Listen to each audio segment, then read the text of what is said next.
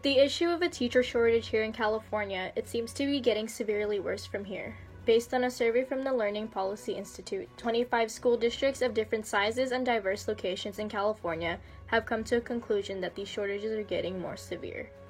A community in particular is in the Bay Area, San Francisco to be exact, where they have various different teacher prep programs and residency programs in light of helping the teacher shortage. San Francisco Unified School District has launched a new program entitled Pathway to Teaching. This program being a one-year credentialing program, it offers training to new teachers and helps them build relationships in the school community, all while developing the standards to what the city of San Francisco needs. With Pathway to Teaching, along with San Francisco Teaching Residency, this brings another component into play, which is the Teacher California Corps Act of 2016 Teacher Residency Programs. Now, this was introduced by Senator Allen, which ensures that teacher preparation programs are made to be successful and to help those teachers in need. According to the bill, it says, this bill would enact the California Teacher Corps Act of 2016, under which the Superintendent of Public Instruction would make grants to applicant local educational agencies and consortia of local educational agencies to assist with these agencies in establishing, maintaining, or expanding teacher residency programs as defined.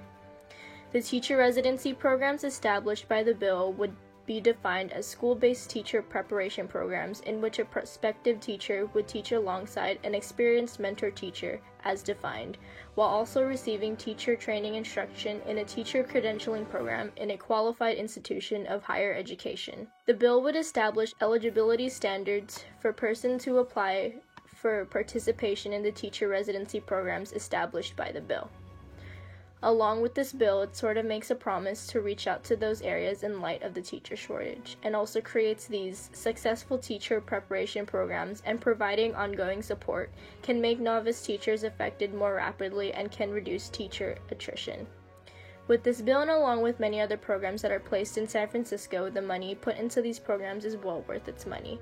Nationwide, many teachers were laid off during the recession as school districts cut their budgets.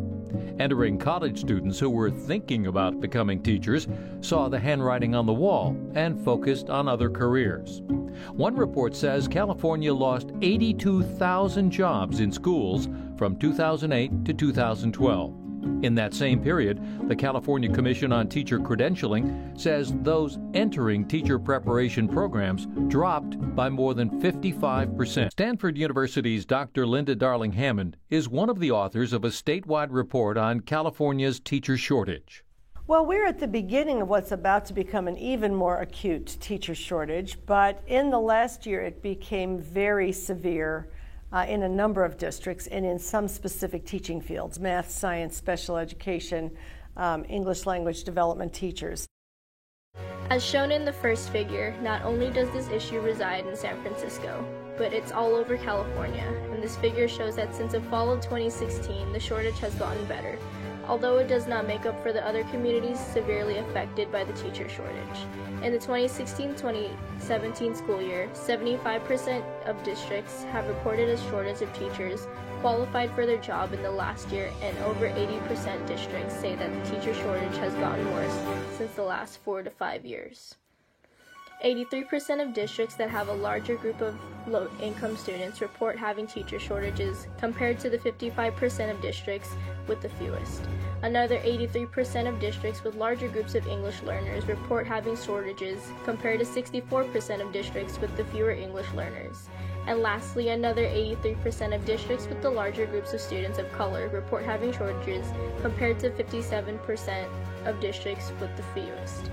Teacher shortages are reported more frequently in cities and rural areas rather than in towns and suburbs.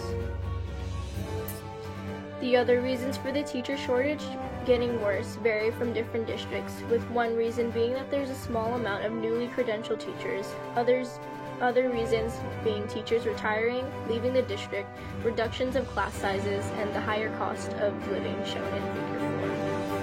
Suburban and city areas suffer the teacher shortages because of the higher cost of living rather than those in the more rural areas, which is why high poverty districts face the teacher shortages twice as low poverty districts.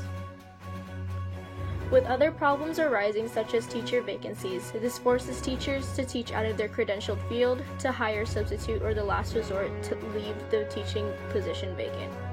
Again, with the high poverty districts before the low poverty districts, vacancies filled with substandard credentials come at a 71% versus a 30%. With filling the vacancies with substitute teachers comes at 29% versus 13%.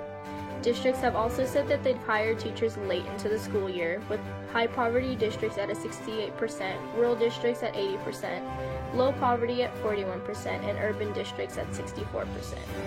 Teachers hired late into the school year are more likely to leave the teaching field rather than the other new hired teachers, according to research.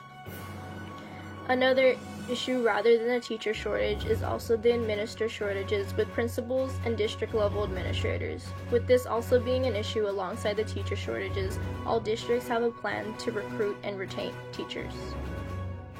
With adapting many ways to get teachers to stay, districts use financial strategies, which studies show that teacher compensation affects the supply of teachers and the quality and quantity of those teachers receiving teacher compensation. Along with this, raises are given, such as well as adding stipends, bonuses, and/or removing salary caps. With all these issues arising, is California not doing enough to keep this teacher shortage from getting worse? Districts respond to the shortage by adding teacher preparation programs, but not have been generally aimed at fixing the teacher issue at hand. Within the past 2 years, $70 million was invested in the teacher shortage and will take a while until it makes an impact on the teacher shortage. Will the teacher shortage get better? When will we have enough teachers to supply students with the education they need? When will the districts come to a close on how to fix this teacher shortage once and for all?